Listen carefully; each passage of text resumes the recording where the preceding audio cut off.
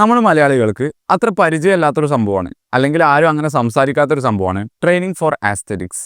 ജിമ്മിൽ പോകുന്നുണ്ട് എന്ന് പറഞ്ഞാൽ തന്നെ കുറേ ആൾക്കാർ നമ്മുടെ ബോഡി ബിൽഡേഴ്സ് ആയി കണ്ടതാണ്.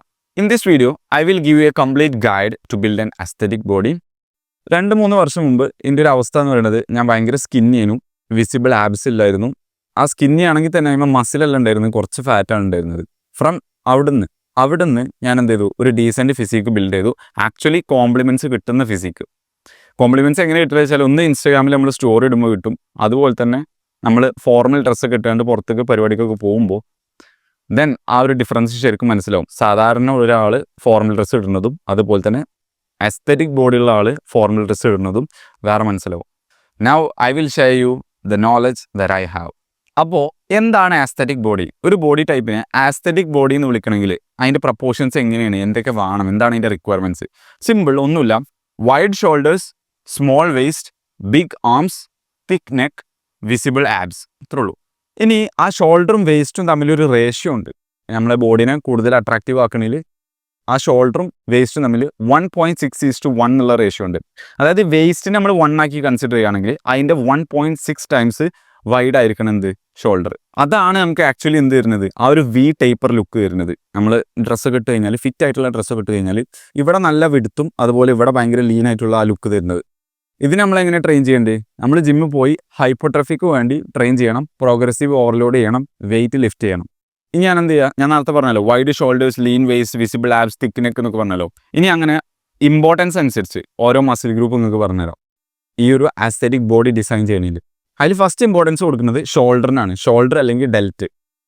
ഷോൾഡർ എന്ന് പറയുമ്പോൾ 3 പാർട്ടാണ്. ഫ്രണ്ട് ഡെൽറ്റ് ഉണ്ട്, സൈഡ് ഡെൽറ്റ് ഉണ്ട്, അതുപോലെ റിയർ ഡെൽറ്റും ഉണ്ട് ബാക്കിൽ. അതാണ് ആ ഒരു 3D ഷോൾഡർ കൊടുക്കുന്ന ആ ഒരു 3 പാർട്ട്. അതിൽ ഏറ്റവും കൂടുതൽ ഇമ്പോർട്ടൻറ്റ് ആസ്തെറ്റിക്സിന് സൈഡ് ഡെൽറ്റ് ആണ്. സൈഡ് ഡെൽറ്റ് ആണ് നമുക്ക് ആ ഒരു എന്താ പറയുക, സൈഡിലേക്കുള്ള ആ ഒരു പ്രൊജക്ഷൻ തരുന്നത്, ആ ഒരു വിടുത്ത് തരുന്നത്. ഫ്രണ്ടോ റിയറോ ട്രെയിൻ ചെയ്യേണ്ടതെന്നല്ല കേട്ടോ, ഫ്രണ്ടും റിയറും ട്രെയിൻ ചെയ്യണം, സൈഡും ട്രെയിൻ ചെയ്യണം. പക്ഷേ ആസ്തെറ്റിക്സിൽ ഏറ്റവും കൂടുതൽ വിസിബിൾ ലുക്ക് കൊടുക്കുന്ന, ആ വിടുത്ത് കൊടുക്കുന്നത് സൈഡ് ഡെൽറ്റ് ആണ്. അപ്പോൾ സൈഡ് ഡെൽറ്റ് ഗ്രോ ചെയ്യാൻ one of the best exercise എന്ന് പറയുന്നത് ലാറ്ററൽ റൈസസ് ആണ്.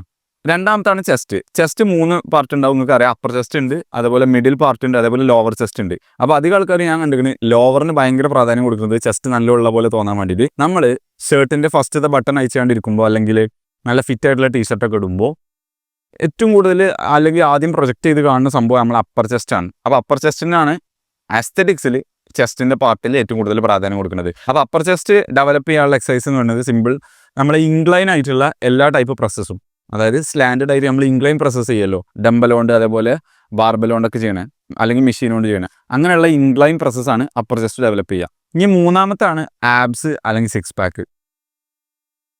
ശരിക്കും ആബ്സ് അല്ലെങ്കിൽ സിക്സ് പാക്ക് എന്ന് പറയുന്നത് ഗെയിം ചേഞ്ചറാണ്. ഞാൻ ഇൻസ്റ്റാഗ്രാമിൽ ഒരു പോൾ ഇട്ടിരുന്നു, അതായത് ഗേൾസിന് ഏറ്റവും കൂടുതൽ അട്രാക്റ്റീവായി തോന്നുന്ന ബോഡി പാർട്ട് അല്ലെങ്കിൽ മസിൽ പാർട്ട് ഏതാണെന്നുള്ളത് ഗൈസിൻ്റെ മേത്ത്. അപ്പോൾ ഫസ്റ്റ് വന്നത് ആബ്സ് ആണ്, രണ്ടാമതാണ് ഷോൾഡർ വന്നത്. പക്ഷേ ആബ്സിന് ഒരു പ്രത്യേകത ഉണ്ട്, നമ്മൾ ഷർട്ട്ലെസ് ആയി പോകുമ്പോഴല്ലേ ആബ്സ് കാണുള്ളൂ. നമ്മളിപ്പോൾ ഷർട്ടും പാൻറ്റൊക്കെ ഇട്ട് പോകുമ്പോൾ അല്ലെങ്കിൽ പോളോസൊക്കെ ഇട്ട് പോകുമ്പോൾ ആദ്യം പ്രൊജക്റ്റ് ചെയ്യുന്നതായിരിക്കും നമ്മൾ ആ ഒരു ഗോൾഡൻ റേഷ്യോ ആയിരിക്കും. ഞാൻ പറഞ്ഞ ഫസ്റ്റ് ആ ഷോൾഡറും ആ ലീൻ വേസ്റ്റും, അതുകൊണ്ടാണ് അതിന് ഫസ്റ്റ് ഇമ്പോർട്ടൻസ് കൊടുത്തത്, പിന്നെ ആബ്സിന് ഇമ്പോർട്ടൻസ് കൊടുത്തത്. ഈ ആബ്സിൻ്റെ കേസിൽ തന്നെ ഒരുവിധം എല്ലാവർക്കും അപ്പർ ആബ്സ് ഡെവലപ്പ് ആയിട്ടുണ്ടാവും, പക്ഷേ ലോവർ ആബ്സ്, ഇപ്പോൾ ഇതിൻ്റെ കേസിൽ തന്നെയാണെങ്കിൽ ലോവർ ആബ്സ് അത്ര കാണില്ല, അതിന് ഡെവലപ്പ് ചെയ്തെടുക്കണം. അപ്പോൾ എന്ത് ചെയ്യുക, ഏറ്റവും കൂടുതൽ പ്രാധാന്യം ലോവർ ആബ്സിന് കൊടുക്കുക. ലോവർ ആബ്സ് ചെയ്യുമ്പോഴത്തേന് ഒരുവിധം അപ്പർ ആബ്സിന് കിട്ടിയിട്ടുണ്ടാവും.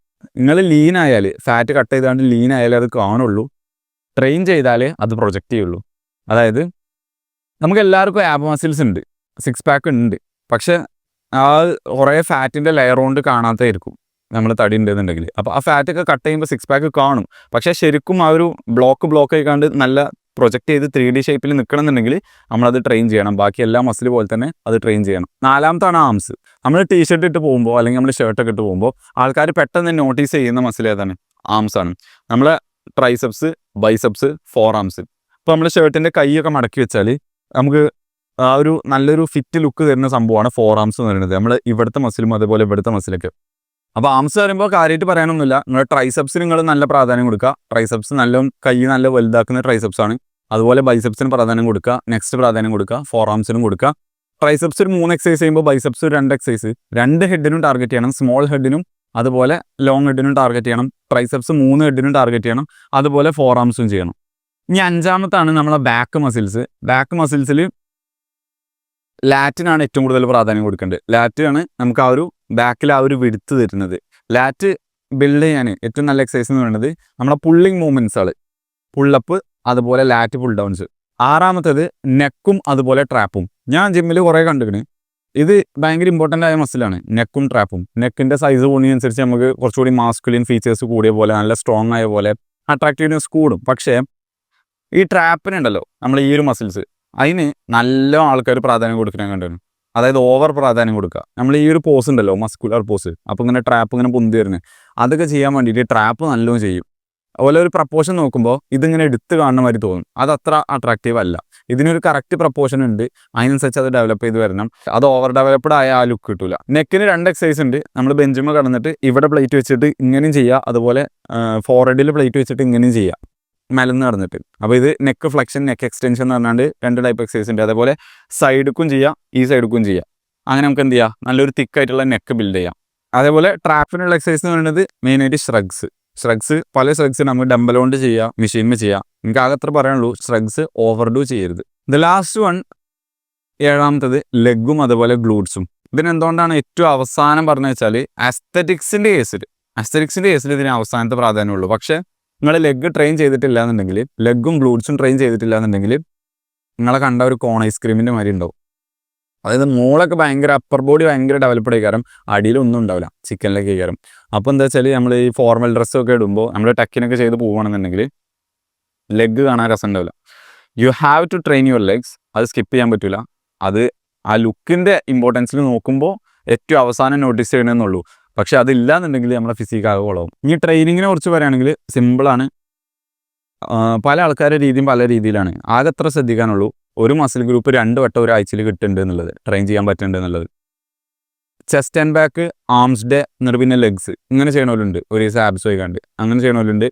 പുഷ് പുൾ ലെഗ്സ് ചെയ്യണവരുണ്ട്, അല്ല ബ്രോ സ്പ്ലിറ്റ് ചെയ്യണവരുണ്ട്, സിംഗിൾ മസിൽ ഗ്രൂപ്പ് വെച്ചാണ് ചെയ്യണവരുണ്ട്. എങ്ങനെ ആയാലും ഞാൻ പറഞ്ഞ കാര്യം, 2 പ്രാവശ്യം ഒരു മസിൽ ഗ്രൂപ്പ് ട്രെയിൻ ചെയ്യാൻ പറ്റി കഴിഞ്ഞാൽ തന്നെ നല്ല ഗ്രോത്ത് ഉണ്ടാവും. ആഴ്ചയിൽ 2 വട്ടം ചെയ്യണം എന്ന് പറഞ്ഞല്ലോ, അതിനിപ്പോൾ ഒരു വട്ടം ചെയ്യാൻ പറ്റുള്ളൂ എന്നുണ്ടെങ്കിൽ എന്നാലും മതി, എന്നാലും ഗ്രോത്ത് ഉണ്ടാവും. ഗ്രോത്ത് ഉണ്ടാവാത്ത പ്രശ്നമൊന്നുമില്ല. പക്ഷേ കുറച്ചുകൂടി നമുക്ക് നല്ല ടൈപ്പിൽ കിട്ടണം, നല്ല രീതിയിൽ കിട്ടണം എന്നുണ്ടെങ്കിൽ നമുക്ക് എന്ത് ചെയ്യാം, ആഴ്ച 2 വട്ടം ചെയ്യാം. പിന്നെ ഇത്രേ ഉള്ളൂ. വെയിറ്റ് ഇല്ലാത്ത ഒരാളാണെന്നുണ്ടെങ്കിൽ വെയിറ്റ് കൂട്ടണം, മസിൽ ബിൽഡ് ചെയ്യണം. മസിൽ ഇല്ലാത്ത ഒരാളാണെങ്കിൽ ആദ്യം ഇറച്ചി കൂട്ടണ്ടേ നമ്മുടെ മേത്തുള്ള.